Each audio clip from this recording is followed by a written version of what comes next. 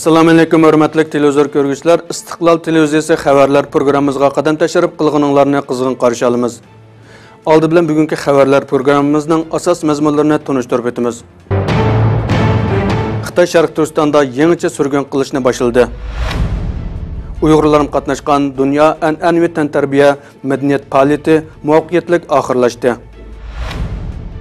Xalqara Qanunshunoslar birlik yig'inida Uyghur masalasi o'tirg'a qo'yildi.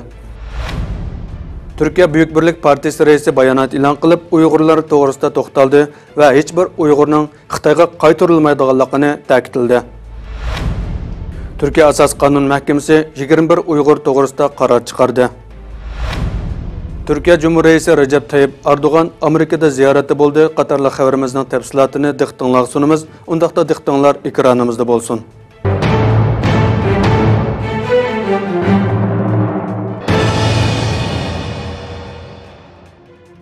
Xitay Şərq Türkistanda yeniçe sürgün qilishni başladı. Xitay Komünist hakimiyeti Xotan və Qashqar vilayetidagi Uyghur aholilardan 100 mingdan ortiq Uyg'urni Xitay o'lkalariga ko'chirishga başladı. Xitay Şərq Türkistanda yeniçe sürgün qilishni başladı. İşğalçı Xitay dairələri 5-ci ayının 10-cu günü Xotan və Qashqarning şəhər yezlaridagi ortiq əmgək kuchlarını təşkillik ishga o'rinlashtirish nomi ostida televiziya telefon yig'ini ochgan bo'lib, buningda 3 yil ichida Şərq Türkistanning Xotan və Qashqar vilayetidagi Uyghur aholilaridan 100 mingdan ortiq Uyg'urni Xitoy o'lkalariga ko'chirish to'g'risida o'rinlashtirish elib berishni maqsad qilgan.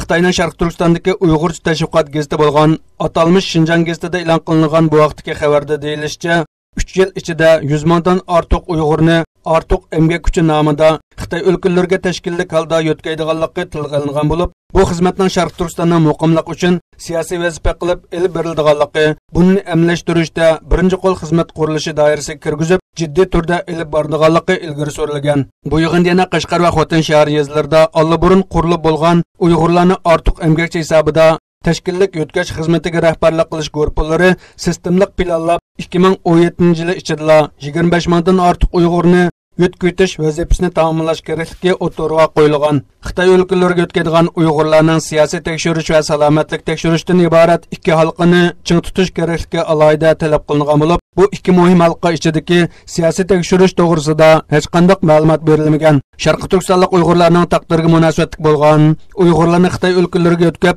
yo'qotishni maqsad qilgan bu suiqasdlik yig'inda Xitoy o'lkalariga yo'tkab yerlashtirilgan bu Uyg'urlarni yo'tkashdan ilgari va keyin maxsus tarbiyalash kerakligi talab qilingan. Uyg'urlarmi qatnashgan dunyo an'anaviy tanharkat madaniyat faoliyati oxirlashdi. İstanbulning Yangi Qapı maydonida ochilgan va 4 kun davom qilgan 2-chi navbatlik dunyo an'anaviy tantarbiya madaniyat faoliyati 5-ayning 14-kuni muvaffaqiyatli oxirlashdi. Uyg'urlarmi qatnashgan dunyo an'anaviy tantarbiya madaniyat faoliyati oxirlashdi. İstanbulning Yangi Qapı maydonida ochilib 4 kun davom qilgan 2-chi navbatlik dunyo an'anaviy tantarbiya madaniyat faoliyati 5-ayning 14-kuni muvaffaqiyatli oxirlashdi. 4 kun davom qilgan bu faoliyatda Sharqi Turkiston ma'arif hamkorlik jamiyatimi ko'rgazma ochib, Uyg'ur madaniyat va urf-odatlarini tanishtirish faoliyati olib bordi. Dunyo an'anaviy tantarbiya madaniyat faoliyatining yaplash murosimiga emgakchilar va ijtimoiy farovonlik ministri Mahmad Muazzin o'g'li, Dunyo an'anaviy tanharkat federatsiyasi ittifoqining rais vakili Xoqon Qozonchi, Turkiyada dangliq bo'lgan ko'p qismliq televiziya filmi Derilish Artug'rul televiziya filmida rol olayotgan san'atchilar, ommaviy tashkilot rahbarlari va ko'p sonda xalq ommasi qatnashdi.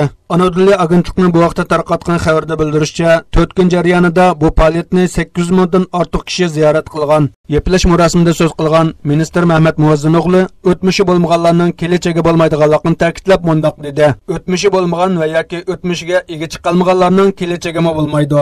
Biz cho'ng bir millatning va madaniyatning kishilari.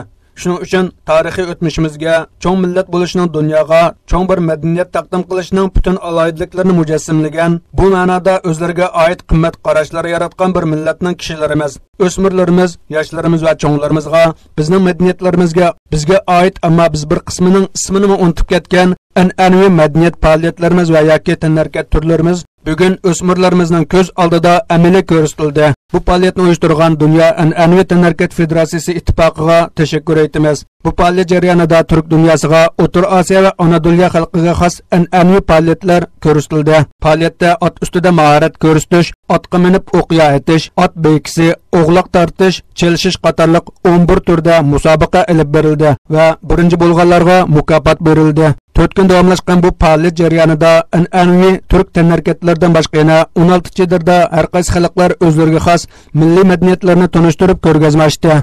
12 kishilik Uyg'ur o'smir guruhisiga qatnashib, o'zlarining milliy kiyimlari bilan Uyg'ur degan mushundoq degan she'r o'qidi, usul o'ynadi va samo ko'rsatdi. Sharqiy Turkiston ma'arif hamkorlik jamiyati tarafidan ochilgan ko'rgazma faoliyat qatnashchilarining qizg'in olqishiga erishdi va qo'llab-quvvatlashga muyassar bo'ldi.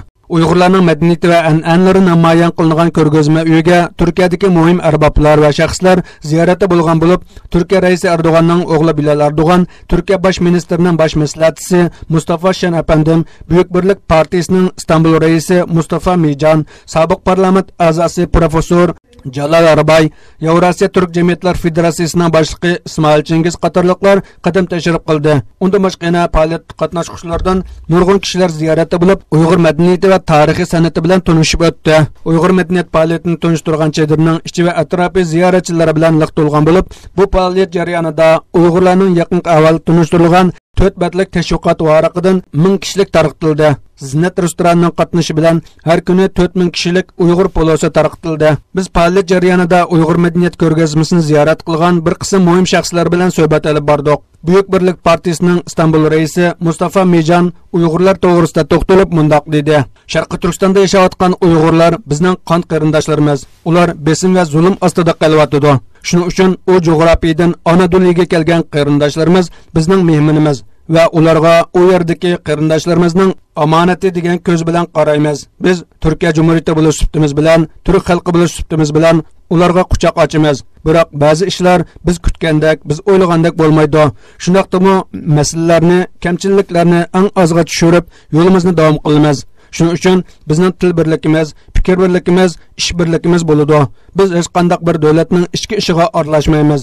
Ammo Uyg'ur qarindoshlarimizning o'zlari yashayotgan rayonlarda kishilik haq-huquqlari bilan, diniy erkinlik, o'z madaniyati bilan, o'z qimmat qarashlari bilan hur holda yashashini orzu qilamiz. Biz Alparan tashkiloti bilan sutimiz bilan mazlumga umid, zolimga qo'rquv degan shuarimiz bo'yicha qayerda bir zulm bo'lsa, zolimning qarshisida mazlumning yanida bo'lamiz. Adriyatikdan Sadichin sepiligicha turk dunyosi bir qarindosh deb qaraymiz. Bu jo'grafiyada mazlum bo'lsa, u bizning qarindoshimiz, biz ularning egisi. Yevrasiya Turk Jamiyatlar Federatsiyasining raisi Ismoil Chingiz turk dunyosi madaniyat faoliyatlari to'g'risida to'xtalib, bu faoliyat maydonida qurilgan 17 madaniyat ko'rgazmasi chedirning turk tarixida o'chmas izlarni qoldirgan va buyuk davlat va xonliqlarni qurgan 16 turk davlatiga vakillik qilganligini, buning ichida Sharqiy Turkiston chedirning shularning jumlasidan ekanligini ta'kidlab o'tdi. Biz yana bu faoliyat to'g'risida fikr qarashlarini olish uchun Sharqiy Turkiston ma'arif hamkorlik jamiyatining raisi Hidoyatullo O'g'izxon bilan suhbat olib bordik. Hidoyatullo O'g'izxon bu faoliyatning Uyg'urlarga nisbatan olib berilgan ahamiyati to'g'risida to'xtaldi. Xalqaro qonunshunoslar birligi yig'inida Uyg'ur masalasimi o'tirib qo'yildi. Markazi Istanbulga joylashgan Xalqaro qonunshunoslar birligi tarafidan uyushtirilgan panohlik izdiguvchilarga yordam nomi ostida ochilgan yig'inda ummatning qonigan yarasi Sharqiy Turkistonning hozirgi vaziyati degan temada doklad sunildi. Xalqaro qonunshunoslar birligi yig'inida Uyg'ur masalalari o'tirib qo'yildi.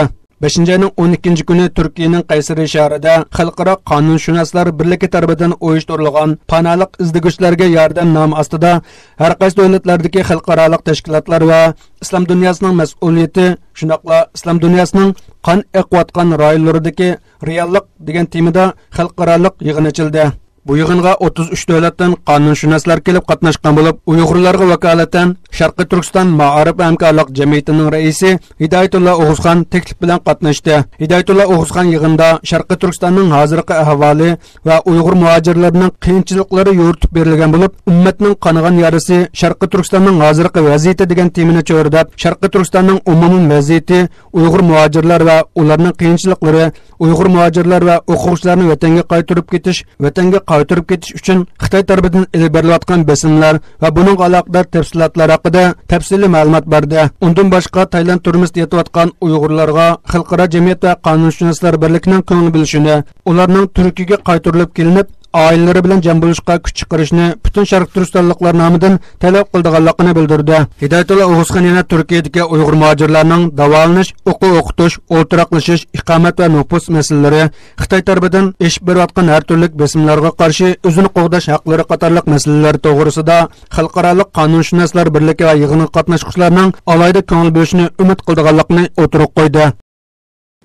Turkiya Buyuk Birlik partiyasi Uyg'urlar to'g'risida bayonot e'lon qildi.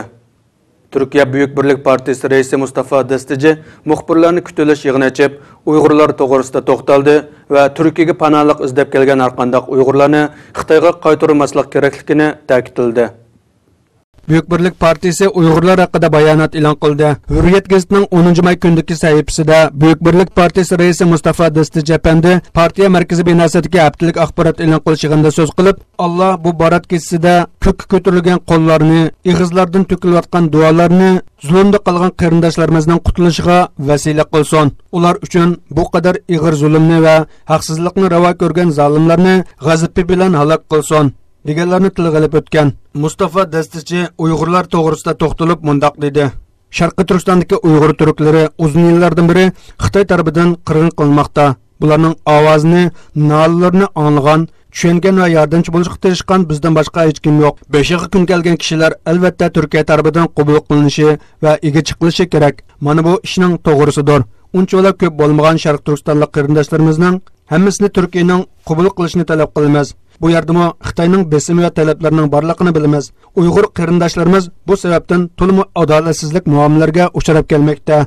Turkiya hargizmi Xitoyning bu xildagi talablarga ijobiy javob bermaslik kerak. Tutqun qilingan Sharq Turkistonlik 21 Uyg'ur qarindoshimizning ko'p qismining ayol va kichik bolalardan tarkib topganligini bilamiz. Bular haqida arz yoki gumon bo'lsa, jiddiy tekshirilib bartaraf qilinishi va tizdan qo'yib berilishi, Xitoyga qat'iy qaytarilmasligi kerak. Yolg'iz bularlar emas, balki Turkiyaga panohlik izlab kelgan har qanday Sharq Turkistonlik Uyg'ur turki asla qaytarilmasligi lozim. Chunki ular Xitoyga qaytarilsa, oqibatining o'lim yoki turmi bo'lganligini hammamiz yaxshi bilamiz. Turkiya bunday ishni asla qilmasligi kerak. Türkiye Asas Qanun Mahkemesi 21 Uyg'ur to'g'risida qaror chiqardi. O'tgan hafta Istanbulning Zeytinburn rayonidan tutib ketilgan ayol va o'smirlar bo'lib 21 nafar Uyg'ur tutib ketilgandan keyin ularning advokatlari yo'l menish natijasida Türkiye Asas Qanun Mahkemesi ularni Xitoyga qaytarilmaslik to'g'risida qaror chiqarganligini bildirdi. Asas Qanun Mahkemesi 21 Uyg'ur to'g'risida qaror chiqardi. Turkiyada vaqtliq turish ruxsati bilan qonunliq turayotgan 21 Sharq Turkistonlik 5-may kuni saqchilar tomonidan tutqun qilinib, 40lar elining Pahlavon ko'yidagi ko'chmalar idorasining tutib turish markaziga elib kelingandan keyin 12-may kuni Turkiya Asas Qanun Mahkemesi tomonidan bularni chegaradan chiqarib o'tishga bo'lmaydiganlik to'g'risida oldin elish qarori elingan. Egalgan uchurlarda ma'lum bo'lishicha, ko'p qismi ayol va kichik bolalardan tashkil topgan 21 Sharq Turkistonlik uchun Asas Qanun Mahkemesiga arz qilgan advokat Mehmet Okatdan axborot o'rinlariga 6 kundan buyon to'xtamay terishib kelayotgan bo'lsaqmi, ammo bularning o'zlarini qo'g'dishi va biz advokatlarning vakolatchi bo'lishimizga ruxsat qilinmadi. Bu ahvolda biz Asas Qanun Mahkemesiga bu ishga jiddiy qarab, oldin elish qarori chiqarish uchun 12-may kuni arz qildik. Asas Qanun Mahkemesi bizning bu da'voyimizga jiddiy qarab, bu 21 Sharq Turkistonlik qarindoshlarimizni Xitoyga qaytarish yoki Turkiya chegarasidan chiqarib o'tishning Turkiya Asas qonuniga xilof ekanligi to'g'risida qaror chiqardi. Orqadan biz Sulh jazo mahkamasi va boshqarish mahkamasiga bularning gunohsiz ekanligi darhol qo'yib berilish to'g'risida arz qildik deganlarni bildirgan. Bu 21 Sharq Turkistonlik tutilgandan keyin Turkiyadagi ko'plagan ommaviy tashkilotlar va siyosiy partiyalar bu ishga alohida ko'ngil bo'lib kelayotgan bo'lib, Millat Harkat Partiyasi bilan Büyük Birlik Partisi bu qarindoshlarga o'zlarining ega chiqadiganligini bildirgan. Bu to'g'rida Millat Harkat Partisi raisi Davlat Bog'chilar so'z qilib, bizda Xitoy zulmiga topshirib beradigan bir qarindoshimiz yo'q va asla bo'lmaydi deganlarni tilga olgan edi. Büyük Birlik Partisi raisi Mustafa Dastichi bo'lsa, yolg'iz bu 21 Uyg'urlar emas, balki Turkiyada turayotgan hech bir Sharq Turkistonlik Uyg'ur turk asla Sharq Turkistonlik Uyg'ur turki asla Xitoyga qaytarilmaydi.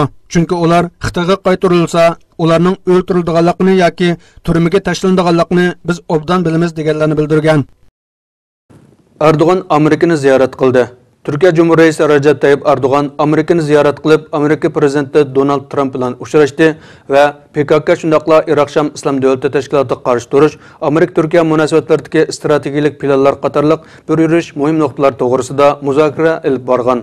Erdoğan Amerika'da ziyarette buldu. 15 May günü Xitoydagi ziyaretini axırlaştırıp Amerika'ga yetib kelgan Türkiye reisi Recep Tayyip Erdoğan Amerika prezidenti Donald Trump tarafidan qizg'in kutib olingan. Türkiye reis bayonotchisi İbrahim Qalin bu qatimqi uçuruş haqida ma'lumot bergan bo'lib, uning bildirishicha bu qatimqi uçuruşda PKK ve Daesh İslam Devleti teşkilatlarına qarshi kurash, Amerika-Türkiye münasebetleridagi strategik planlar, iqtisod, savdo tijorat, mudofaa hamda Fethullah terrorlik kuchlariga qarshi qadamlar, Suriya va Iroqdagi o'zgarishlar qatorliq bir qator masalalar to'g'risida muzokaralar olib berilgan. Ikki davlat rahbarlari o'zaro uchrashib, suhbat olib borgandan keyin muxbirlarni kutilish yig'ini uyushtirib, qo'shma bayonot e'lon qilgan. Hamda ikki davlat orasida kuchli munosabatlarning borligi, bu munosabatlarni texmo taraqqiy qildirganligi, buning uchun konkret planlarning tuzilganligi o'tirg'a qo'yilgan. Hürmetli televizor görgüsüler, şunda qılıp bugünkü İstiqlal televiziyasi xəvərlər programımız muşu yerdə axırlaşdı. Yana bir qatamqı programımızda görüşküçə aman bolğaysızlar. Sizlarni Cenab-ı Allah'a tapşırımız. Assalamu alaikum ve rahmetullahi ve berekatuhu.